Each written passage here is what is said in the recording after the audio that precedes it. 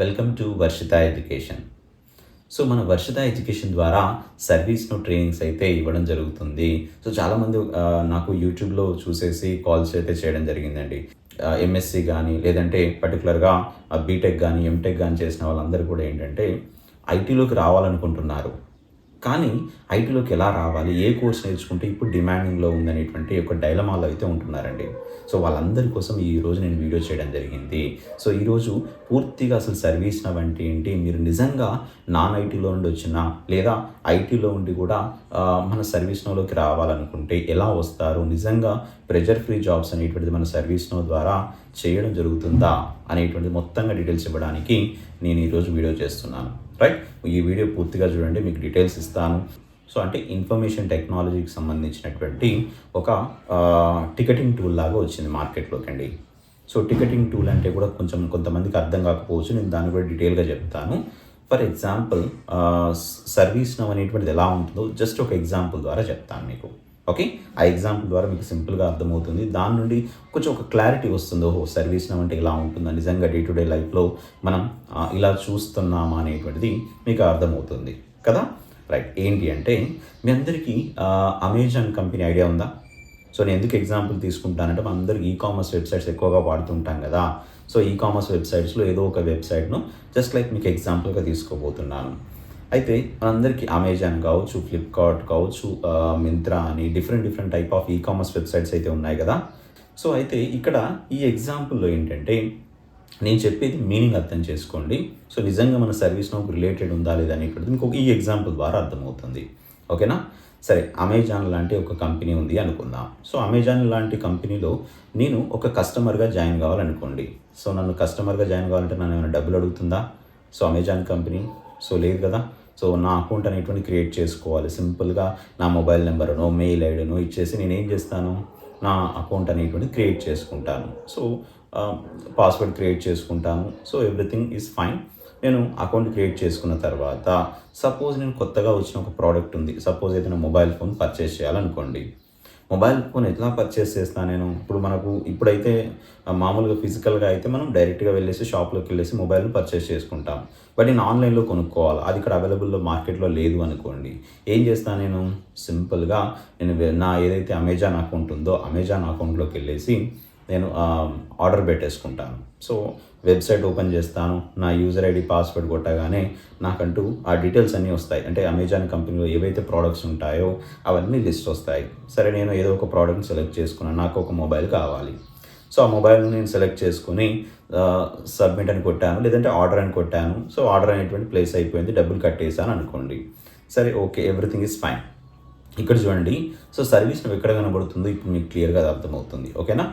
ఏంటి అంటే నేను ఆర్డర్ ప్లేస్ చేశాను. సో ఏమని చెప్పారు, ఇక్కడ ఒక మెసేజ్ వచ్చింది. ఏమని అంటే మీకు ఒక 1 వీక్లో మీకు ఏదో ఒక డేట్ చెప్పారు, డేట్లో మీ ప్రోడక్ట్ అనేటువంటిది మీ ఇంటికి వచ్చేస్తుంది, అంటే డెలివరీ కాబోతుంది అని చెప్పడం జరిగింది. సరే, I'm feel very happy. So హ్యాపీగా ఫీల్ అయ్యాను. ఫీల్ అయిన తర్వాత ఏంటంటే 1 వీక్ అయిపోయింది. సో ఒక పర్టికులర్ డే అనేది అనౌన్స్ చేశారు. ఆ డే రోజు నేను వెయిట్ చేస్తున్నాను అనుకోండి. ఇఫ్ ఇన్ కేస్ ఏదో డెలివరీ ప్రాబ్లము సంథింగ్ ఏదో ప్రాబ్లం అయిపోయి మనకు ఆ ప్రోడక్ట్ అనేటువంటి ఇంటికి రావట్లేదు అనుకోండి. సో మన ఇంటికి రాలేదు అంటే ఏం చేస్తాం మనం? మేబీ అడ్రస్ మిస్ అయిందో సంథింగ్ ఏదో పొరపాటు జరిగింది అనుకోండి. జరిగినప్పుడు ఏంటి, మనకు తెలియదు కదా, అక్కడ ఏం జరిగిందో మనకు తెలియదు. సో నాకు ప్రోడక్ట్ అనేటువంటిది రాలేదు. వితిన్ ఒక 1 డే చూస్తాను, 2 డేస్ చూస్తాను, 3 డేస్ చూస్తాను. సో 3 డేస్ తర్వాత ఏం చేస్తాను నేను ఇక్కడ? సో ఇంకా నాకు అర్థమైపోయింది ఏదో ప్రాబ్లం అయిపోయింది, నాకు అందుకే నా ప్రోడక్ట్ అనేటువంటిది రావట్లేదు అనుకుంటాను. సో అనుకొని ఏం చేస్తాను, యాజ్ ఎ నార్మల్ పీపుల్ లాగా ఆలోచిస్తే, ఏదో ఐటీ లాగానో లేకుంటే హై ప్రొఫెషనల్స్ లాగా నేను ఆలోచించకుండా సింపుల్గా నార్మల్ ఒక యూజర్ ఉన్నారనుకోండి, కస్టమర్ కేర్ నెంబర్కు కాల్ చేయడం జరుగుతుంది కదా. మనందరికీ తెలిసిందే. మనం ఏం చేస్తాం, కస్టమర్ కేర్ కాల్ చేస్తాం. కాల్ చేసి సో చెప్తాం అన్నట్టు, నేను ఈరోజు ఆర్డర్ పెట్టానండి, నా మొబైల్ నెంబర్ ఇది, నా ఆర్డర్ నెంబర్ ఇది, సో నాకు ఇంతవరకు ప్రోడక్ట్ రాలేదు అని మనం చెప్తాం కదా. సో చెప్పగానే వీళ్ళు ఏం చేస్తారు మరి? సో అక్కడ ఉండేటువంటి ఎవరైతే కస్టమర్ కేర్ ఎగ్జిక్యూటివ్ ఏం చేస్తారు తెలుసా? వాళ్ళు ఎవ్వరు కూడా వాళ్ళు ఓన్గా టికెట్ను రిజాల్వ్ చేయలేరు. ఎందుకంటే వాళ్ళకి ఏం జరిగిందో తెలుసుకోవాలి కదా ఫస్ట్ ఆఫ్ ఆల్. సో కాబట్టి ఏం చేస్తారంటే వాళ్ళు మన తరపున ఒక టికెట్ని రేస్ చేస్తారు. సో మీ తరపున నేను ఒక టికెట్ క్రియేట్ చేస్తున్నాను సార్, టికెట్ క్రియేట్ చేసేసి మీకు వితిన్ 1-2 డేస్లో మీకు రిజాల్వ్ అవుతుంది. మీకు ప్రోడక్ట్ అనేటువంటి మీకు ఎందుకు రాలేదో ప్రోడక్ట్ రాలేదో చెప్తాం, లేదంటే ప్రోడక్ట్ అనేటువంటిది మీకు వచ్చేటట్టుగా చేస్తామంటారు కదా. ఇదే కదా ప్రాసెస్ జరిగేది. మీరు ఇప్పుడు గమనిస్తే ఈ టికెట్ రేజ్ చేస్తున్నానంటారు చూసారా, ఆ టికెట్ మన సర్వీస్ నౌ లాంటి ఏదో ఒక అప్లికేషన్ వాడుతున్నారు, అంటే ఐటీలో ఏదో ఒక అప్లికేషన్ వాడుతున్నారు అని అర్థం. సో అటువంటి దానిలోనే మన సర్వీస్ నౌ అనేటువంటిది పనిచేస్తుంది. అంటే సర్వీస్ నౌ అనేటువంటిది ఫ్రంట్ ఎండ్లో కనబడదు జనాలకు, సో బ్యాక్ ఎండ్లో సర్వీస్ నౌ ఉంటుంది. అలా అని సర్వీస్ నౌ ఒకటే ఉందా సార్ మార్కెట్లో, ఇంకా లేవా అంటే చాలా ఉన్నాయండి. సో సేల్స్ ఫోర్స్ అని ఉంది, ఇంకా చాలా ఉన్నాయి ప్రోడక్ట్స్. సో సర్వీస్ నౌ ఎందుకు వాడుతున్నారు అంటే, సర్వీస్ నౌ ఏం చేసింది తెలుసా, సర్వీస్ నౌ ఏవైతే యూజర్స్ ఎవరైతే ఉన్నారో యూజ్ చేసే వాళ్ళకు ఈజీగా ఫ్లెక్సిబిలిటీగా ఉండేటి విధంగా ఈజీ చేసింది. అదేవిధంగా కంపెనీస్ కూడా వాళ్ళకు ఆటోమేటిక్గా వాళ్ళకి ఏదైతే రిక్వైర్మెంట్ ఉందో అవన్నీ కూడా సో సెట్ చేసి పెట్టిందట. అందుకే సర్వీస్ నౌని ఎక్కువగా వాడుతున్నారు. ఓకే, అయితే సరే ఇవన్నీ బాగానే ఉన్నాయి సార్, మీరు ఇవన్నీ చెప్తున్నారు. Okay, I'm also very happy for that. So మరి నిజంగా మనం సర్వీస్ నౌ నేర్చుకుంటే, ఓకే, మనం నిజంగా ఏ క్వాలిఫికేషన్ ఉన్న వాళ్ళు సర్వీస్ నౌ నేర్చుకోవాలి. సో నిజంగా సర్వీస్ నౌ నేర్చుకున్నారనుకోండి, సో కంపెనీస్లోకి నేను ఖచ్చితంగా సెలెక్ట్ కాగలుగుతానా, లేదు అంటే నేనే ఓన్గా ప్రాజెక్ట్స్ కూడా చేసుకోవచ్చా. సో ఆ డౌట్ కూడా నేను మీకు క్లారిఫై చేస్తాను ఈ వీడియో ద్వారా. ఏంటి అంటే, సపోజ్ సర్వీస్ నౌ గురించి అర్థమైంది కదా. ఓకే, సర్వీస్ నౌలో ఇప్పుడు సపోజ్ మీరు నేర్చుకోవాలనుకుంటున్నారు. సో ఏ క్వాలిఫికేషన్ ఉన్న వాళ్ళు ఈ సర్వీస్ నౌలో సెట్ అవుతారు అంటే, మినిమం గ్రాడ్యుయేషన్. ఓకే, సో కొంత కంప్యూటర్స్ గురించి నాలెడ్జ్ ఉండాలి. సో ఎలా ఈమెయిల్స్ కానీ, అప్పుడు ఈ మధ్య కాలంలో అయితే దాదాపు అందరికీ కంప్యూటర్స్ మీద నాలెడ్జ్ ఉంటున్నాయి కాబట్టి ఈమెయిల్స్ ఎలా చెక్ చేసుకుంటాం, సో మనం కంప్యూటర్స్ మనం ఎలా వాడుకుంటాం, ల్యాప్టాప్ని ఎలా యూజ్ చేస్తాం అనేటువంటి తెలిసి ఉంటే చాలు. సరే మరి ఏజ్ ఏమైనా కావాలా, సో దీనికి ఈ ఏజ్ ఉన్న వాళ్ళు మాత్రమే నేర్చుకోవాలంటే కోర్స్ ఏజ్తో సంబంధం లేదండి. ఎందుకు చెప్తున్నాను అంటే, ఇక్కడ కావాల్సింది ఏంటి, సర్వీస్ నౌకు మీరు చేసేటువంటి వర్క్ అనేటువంటి ఇంపార్టెంట్. ఇప్పుడు సపోజ్ నేను 20-30 ఇయర్స్ మధ్యన ఉన్న వాళ్ళు ఉన్నారనుకోండి, సో ఆలోచన విధానం అనేటువంటిది ఎక్కువగా ఉంటుంది అనేటువంటిది ఒక ఆలోచన, అంతే తప్ప అలా అని సో 35-40 ఇయర్స్ వాళ్ళు జాబ్ చేయలేరు, వీళ్ళు 40 ఇయర్స్ ఉన్న వాళ్ళు ఈ జాబ్కు సెట్ గారని ఎవ్వరు అన్నారండి ఇక్కడ. సో మీకు క్యూరియాసిటీ ఉండాలి, నేను చేయాలి, కొత్త కొత్త ఇన్నోవేషన్స్ అనేటువంటిది, నేను ప్రాజెక్ట్స్ అనేటువంటి డిజైన్ చేయాలి అనేటువంటిది ఒక ఆలోచన ఉండాలా. అండ్ ఇంకొకటి ఏంటి అంటే, సరే ఇప్పుడు మీరు క్వాలిఫికేషన్ గురించి అర్థమైంది, ఏజ్ అనేటువంటిది మనకు పర్టికులర్గా ఈ ఏజ్ వాళ్ళే జాయిన్ కావాలి, ఈ ఏజ్ వాళ్ళే నేర్చుకోవాలనేటువంటిది ఏమీ లేదు. బట్ క్యూరియాసిటీ ఉండాలి, కమ్యూనికేషన్ అనేటువంటిది మీకు కొంత కమ్యూనికేషన్ అనేటువంటిది వచ్చి ఉండాలి. అంటే ఇక్కడి వరకు ఓకే. సరే నేను ఇప్పుడు నేర్చుకున్నాను, సరే నేను సర్వీస్ నౌ నేర్చుకున్నాను, నాకు నేర్చుకున్న తర్వాత ఖచ్చితంగా నేను కంపెనీలకు వెళ్ళే జాబ్ చేయాలా, లేదు నేను సర్వీస్ నౌ నేర్చుకున్న తర్వాత నేనేమన్నా ప్రాజెక్ట్స్ అనేటువంటిది చేసుకోవచ్చా నా ఓన్గా అనేటువంటిది కూడా ఒక డైలమాలో ఉంటారు, అంతే కదా.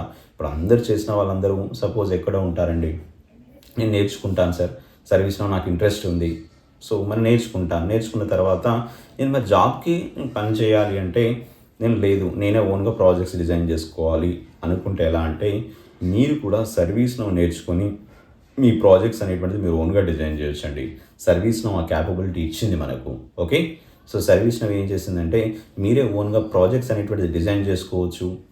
ప్రాజెక్ట్స్ డిజైన్ చేసుకుని ఏంటి అంటే, ఇప్పుడు సపోజ్ నేను మన డే టు డే లైఫ్లో జరిగేటువంటి ఏదన్నా ట్రాన్సాక్షన్స్ ఉన్నాయనుకోండి, లైక్ ఏ సూపర్ మార్కెట్ అనుకోవచ్చు, లేదంటే ఏదన్నా చిన్న చిన్న కంపెనీస్ ఉంటాయి కదా, ఆ కంపెనీస్ ప్రాజెక్ట్స్ అనేటువంటి చేయండి. సో సర్వీస్ నౌ నేర్చుకొని కోర్స్ మీరే ఏమవుతారు ఇక్కడ, ఆ ప్రాజెక్ట్స్ అనేటువంటి డిజైన్ చేసిన వాళ్ళు అవుతారు. ప్రాజెక్ట్స్ అనేటువంటిది మీకు వస్తాయి. లేదు సార్ నేను జాబే చేయాలా, నాకు ఈ ప్రాజెక్ట్స్ అనేటువంటిది వద్దు సార్, నేను ఇంకా అంటే కోర్స్ ఇది ప్రాజెక్ట్స్ అనేటువంటిది మీరు ప్రాక్టీస్ చేసేసి హ్యాపీగా మీరు జాబ్లో కూడా వెళ్ళొచ్చు. కంపెనీస్ కూడా ఏంటంటే సర్వీస్ నౌ మీద ఒక మంచి ప్యాకేజెస్తోని సర్వీస్ నౌలో జాబ్స్ అయితే ఇవ్వడం జరుగుతుంది. మంచి ప్యాకేజెస్ వస్తున్నాయండి. కంపేర్ టు ది నాకు తెలిసినంత వరకు మిగతా వాటితో పోల్చుకుంటే ఇప్పుడున్న సిచ్యువేషన్స్లో సర్వీస్ నౌ అనేటువంటిది ఒక మంచి ప్యాకేజ్ని ఇవ్వగలుగుతుంది సర్వీస్ నౌ మీద. So as a service now అడ్మినే కావచ్చు, సర్వీస్ నౌ డెవలపరే కావచ్చు, ఇంకా కావాలి అంటే మనకు ITOM అనేటువంటిది ఉంది, ఇన్ఫర్మేషన్ టెక్నాలజీ ఆపరేషన్స్ మేనేజ్మెంట్ అనేటువంటిది కూడా ఉంది. సో ఇవన్నిటి మీద కూడా మంచి ప్యాకేజెస్ ఉన్నాయి. సో ఇప్పుడే సర్వీస్ నౌ గురించి తెలుస్తుంది. ఓకే, సో ఎక్కువ మందికి తెలుస్తుంది, సర్వీస్ నౌ నేర్చుకోవడానికి ఎక్కువగా రెడీ అవుతున్న ఇంట్రెస్ట్ చూపిస్తున్నారు. అండ్ ఫ్యూచర్ కూడా 100% ఉంటుందండి. ఎందుకంటే సర్వీస్ నౌలో ఒక్క ప్రోడక్ట్ కాదు, చాలా ప్రోడక్ట్స్ ఉన్నాయి. సర్వీస్ నౌ ఐటీఎస్ఎం అని ఉంటుంది ప్రోడక్ట్, సర్వీస్ నౌ ఐటీఓఎం అని ఉంది, సిఎస్ఎం అని ఉంది, అండ్ నెక్స్ట్ వచ్చేసి ఏంటంటే గవర్నెన్స్ రిస్క్ అండ్ కంప్లైన్స్ అని ఒకటి ఉంది, ఇంటిగ్రేషన్స్ అని ఉన్నాయి, హెచ్ఆర్ఎస్డి అనేటువంటిది ఉంది. ఇలా మనకు నెంబర్ ఆఫ్ ప్రోడక్ట్స్ అయితే ఉన్నాయండి. సో దీనిలో ఫస్ట్ మీరు నేర్చుకోవాల్సింది service now ITSM, information technology service management. దీనిలో అడ్మిన్ అండ్ డెవలప్మెంట్ కనుక నేర్చుకున్నారనుకోండి, మంచి ప్యాకేజెస్తోని మీ యొక్క ప్రీవియస్ ఎక్స్పీరియన్స్ కావచ్చు, మీరు ఇంతకుముందు చేసినటువంటి దాని మీద ఎంతవరకు చేశారో దాని మీద డిపెండ్ అయిపోయి మీకు ఒక మంచి ప్యాకేజ్ అయితే రావడం జరుగుతుంది. నేను ఇంతే ప్యాకేజ్ వస్తుంది, ఇంత రాదనేది నేను చెప్పలేను, బట్ మంచి ప్యాకేజ్ అయితే కన్ఫామ్గా వస్తుంది. సో చాలా వరకు నాన్ ఐటీ నుండి ఐటీలోకి రావాలని చాలా ఉంటుందండి, చాలా వరకు అంటే చాలా వరకు ఉంటుంది. సో నేను ఐటీలోకి వస్తే బాగుండేది, నేను కూడా సాఫ్ట్వేర్ నేర్చుకుంటే బాగుండేది అనుకుంటారు. కానీ ఏంటంటే వాళ్ళకి సరైన ప్లాట్ఫామ్ దొరకక వెనకడుగు వేసుకోవడం కానీ, లేదంటే కొంతమంది నేర్చుకొని కూడా జాబ్స్ రాకుండా ఉండడం వల్ల సో వాళ్ళు కూడా డైలమాలో ఉండిపోతారు. మేబీ అది నేను నేర్చుకుంటే మేబీ ప్యాకేజ్ వస్తుందో రాదో. సరే, ఇంకొక క్వశ్చన్ కూడా నన్ను అడుగుతున్నారు. ఏమని అడుగుతున్నారంటే, ఈ క్వశ్చన్ కూడా మీకు ఆన్సర్ ఇస్తాను. ఎందుకంటే మీలో ఇంకొక డౌట్స్ అనేటువంటిది రేస్ కావచ్చండి, చాలా డౌట్స్ రావచ్చు. సార్ ఇవన్నీ మీరు చెప్తున్నారు బాగానే ఉంది, మరి నేర్చుకోగానే జాబ్ వస్తుందా? సో మీకు ఆల్టర్నేటివ్ చెప్పాను కదండి. ఫస్ట్ మీకు ఇక్కడ ఏంటి అంటే నేర్చుకోవాలా, నేర్చుకొని ఏం చేయాలి, మీరు ప్రాపర్గా ప్రాక్టీస్ చేయాలి.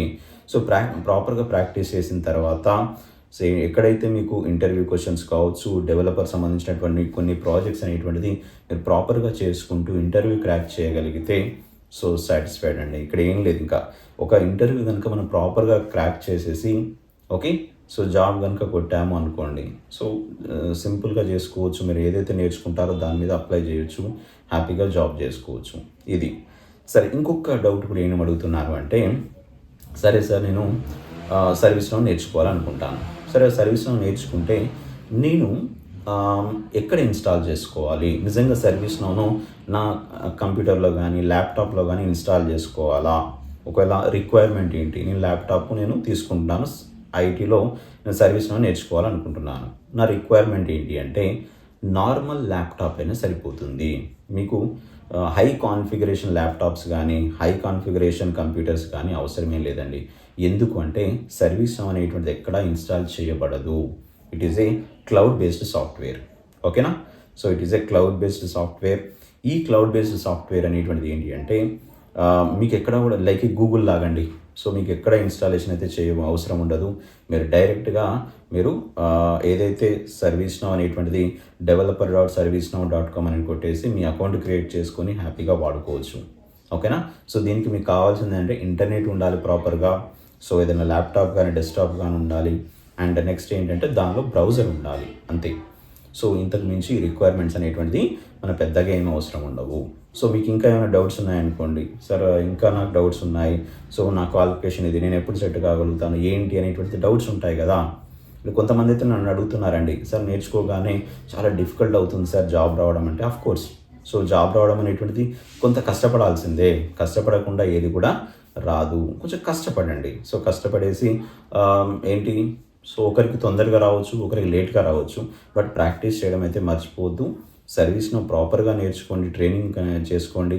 ట్రైనింగ్ కంప్లీట్ చేసేసి హ్యాపీగా మీరు ప్రాజెక్ట్స్ మీద ఎక్కువగా ఫోకస్ చేశారనుకోండి, మీకు ఒక మంచి నాలెడ్జ్ వస్తుంది సర్వీస్నౌలో. ట్రైనింగ్ కోసం కనుక మీకు వస్తే నా సర్వీసెస్ ఏంటో కూడా మీకు నేను చెప్తాను. ఓకే? సో ఎందుకంటే అడుగుతున్నారు చాలా వరకు ఏంటంటే ఫోన్ చేసి అడిగినప్పుడు ఏంటంటే మేబీ అందరికీ నేను టైంకు ఆన్సర్ ఇవ్వలేకపోతున్నాను కాబట్టి ఈ వీడియో చేయడం అయితే జరుగుతుంది. సర్వీస్నౌలో రియల్ టైంలో జాబ్ ఎలా చేయబోతారు, నెక్స్ట్ సర్వీస్నౌ నేర్చుకున్న తర్వాత మీరు జాబ్లోకి వెళ్తే ఎలా ఉంటుంది, సో ఆ కాన్సెప్ట్లో యాజ్ ఏ డెవలపర్గా మీరు కనుక వెళ్ళగలిగితే ఎలా ఉంటుంది మీ జాబ్ అనేటువంటి దాన్ని ఇక్కడ నుండే ప్రాక్టికల్గా ట్రైనింగ్ అయితే ఇవ్వడం జరుగుతుంది. ఓకేనా? సో ప్రాక్టికల్గా ట్రైనింగ్ ఇస్తాను. అది కూడా ఏంటి ప్రాక్టికల్గా అంటే సో కొన్ని డెమో లాగా కొన్ని ప్రాజెక్ట్స్ తీసుకొని సో చేయించడం జరుగుతుంది. స్టెప్ బై స్టెప్ మీకు క్వశ్చన్స్ ఇవ్వడం కావచ్చు, అసైన్మెంట్స్ అనేటువంటిది కావచ్చు. డైలీ 1 అవర్ సెషన్ చెప్తానండి. సో 1 అవర్ సెషన్లో 45 మినిట్స్ క్లాస్ ఉంటుంది. అండ్ 45 మినిట్స్ క్లాస్ తర్వాత రిమైనింగ్ 15 మినిట్స్ వచ్చేసి మీ డౌట్స్ క్లారిఫై చేస్తాను. ఓకే? సరే, ఈ డౌట్స్ క్లారిఫై చేసిన తర్వాత మనకి అసైన్మెంట్ అనేటువంటిది ఒకటి ఇస్తాను. సో మీరు అసైన్మెంట్ అనేటువంటిది నెక్స్ట్ క్లాస్ వరకు మీరు కంప్లీట్ చేసి ఇవ్వాల్సి ఉంటుంది. సో ఆ డౌట్స్ ఏమన్నా ఉండేదంటే మీకు చెప్పాను కదా, ఆ 15 మినిట్స్ టైం ఉంటుంది కాబట్టి ఎవ్రీడే ఆ 45 మినిట్స్ క్లాస్ చెప్పి రిమైన్ 15 మినిట్స్ ఇస్తాను కదా, మీ డౌట్స్ అక్కడ అడగొచ్చు. అండ్ మోర్ ఓవర్ దీంతో పాటుగా ఏంటంటే ఎవ్రీ వీక్ ఒకసారి ఒక వర్క్షాప్ అనేటువంటి కండక్ట్ చేయడం జరుగుతుంది. ఆ వర్క్షాప్ ఎందుకు అంటే ఒక రియల్ టైంలో ఉండేటువంటి ప్రాజెక్ట్స్ను డెమో ప్రాజెక్ట్ లాగా క్రియేట్ చేసేసి, ఎందుకంటే రియల్ టైంలో ప్రాజెక్ట్స్ ఏవి కూడా డైరెక్ట్గా మనకు ఇవ్వరండి. సో ఆ డెమో ప్రాజెక్ట్ లాగా క్రియేట్ చేసి మీకు ఎంతవరకు సబ్జెక్ట్ అయిందో అంతవరకు నేను ఆ ప్రాజెక్ట్ను డిజైన్ చేసి మీకు ఇస్తాను. సరే, అది ప్రాజెక్ట్ చేయాల్సి ఉంటుంది. ఇలా 30 సెషన్స్ కంప్లీట్ అయిపోయిన తర్వాత అండ్ నెక్స్ట్ ఒక 10 సెషన్స్ వరకు ఏంటంటే వర్క్షాప్స్ కావచ్చు, at the same time demo projects ఇచ్చేసి మీతో చేపిస్తూ ఉంటాను. So around 30 to 40 sessions complete అయిపోయిన తర్వాత ఏంటి అంటే రెజ్యూమ్ అనేటువంటి ప్రిపేర్ చేయించడం జరుగుతుంది. ఎందుకంటే మీరు ఏం నేర్చుకున్నారో అదే మీరు రెజ్యూమ్లో పెట్టాల్సి ఉంటుంది. కాబట్టి రెజ్యూమ్ ప్రిపరేషన్ చేపిస్తాను. అండ్ మోర్ ఓవర్ రెజ్యూమ్ ప్రిపరేషన్తో పాటుగా నెక్స్ట్ వచ్చేసి ఏంటి అంటే మీకు మోడల్గా కొన్ని ఇంటర్వ్యూ క్వశ్చన్స్ కూడా ఇవ్వడం జరుగుతుంది. ప్రాక్టీస్ చేశారనుకోండి, సో 100% ఏంటంటే ఈ మధ్య కాలంలో ఇంటర్వ్యూస్లో అడుగుతున్నటువంటి క్వశ్చన్స్ని దానిలో ఎక్కువగా నేను ఫోకస్ చేశాను. సో మీరు అది హ్యాపీగా ప్రిపేర్ కావచ్చు. కొంచెం ఏంటి క్లాసెస్ చెప్పేటప్పుడే మీకు నేను టిప్స్ కావచ్చు, ట్రిక్స్ అనేటువంటిది కావచ్చు, ఎలా ఇంటర్వ్యూస్ అటెండ్ కావాలి, సో ఎలా మీరు ఏంటి మీ యొక్క కమ్యూనికేషన్ అనేటువంటి ఎలా ఇంప్రూవ్ చేసుకోవాలనేటువంటి దాన్ని కూడా మాట్లాడతాను. ఓకేనా? సో ఇవన్నీ కూడా మన సర్వీస్‌నో ట్రైనింగ్లో ఇవ్వడం జరుగుతుంది. అయితే ఒకవేళ కనుక మీరు ఇంట్రెస్ట్ ఉండి, సార్ నేను నేర్చుకోవాలని నాకు ఉంది, నేను నేర్చుకుంటాను, సో సర్వీస్‌నో నేర్చుకుంటాను అంటే so next month so 8th రోజు మనకు ఒక డెమో సెషన్ కండక్ట్ చేయబోతున్నాం. సో ఆ లింక్ అనేటువంటిది నేను స్క్రీన్ మీద కావచ్చు లేదా నాకు డిస్క్రిప్షన్లో లింక్ ఇస్తాను. సో అది ఏంటంటే ఫ్రీ ఆఫ్ కాస్ట్లో ఉంటుంది డెమో లింకు. జస్ట్ లైక్ దాని మీద క్లిక్ చేసుకొని మీరు రిజిస్ట్రేషన్ చేసుకోండి. మీ పేరును రిజిస్ట్రేషన్ చేసుకున్నారనుకోండి, సో మీరు ఆ రోజు క్లాస్ అటెండ్ అయిపోయి ఇంకా డీటెయిల్స్ చెప్తాను. ఇప్పుడు ఈ వీడియోలో నేను ఏదైతే చెప్పానో దీంతో పాటుగా అసలు సర్వీస్ నవ్ అంటే ఏంటి, ఎవరు నేర్చుకుంటారు, ఎవరు నేర్చుకుంటే ఏమేమి వస్తాయి, నిజంగా రియల్ టైంలో జాబ్స్ అనేటువంటిది ఎలా ఉన్నాయనేటువంటి మొత్తం డీటెయిల్స్ అనేటువంటిది మీకు స్టెప్ బై స్టెప్ తెలుగులో చెప్పబోతున్నాను. మీరు ఆ స్క్రీన్ మీద ఉన్నటువంటి నెంబర్ మీకు ఏమైనా వాట్సాప్లో పింగ్ చేసి కూడా నాతో మాట్లాడవచ్చు. ఓకేనా? సో ఐ హోప్ మీ అందరికీ ఈ వీడియో నచ్చిందని అనుకుంటున్నాను. సో మీకు ఇంకా ఏమైనా డౌట్స్ ఉన్నా, మీకు ఎటువంటి డౌట్స్ ఉన్నా కూడా సో మీరు కామెంట్ చేయండి, లేదంటే వాట్సాప్లో నా నెంబర్ ఇచ్చాను, వాట్సాప్ నెంబర్ ఇచ్చాను కదా, సో దానికైనా మీరు కాంటాక్ట్ కండి. ఓకేనా? So thank you very much. Bye.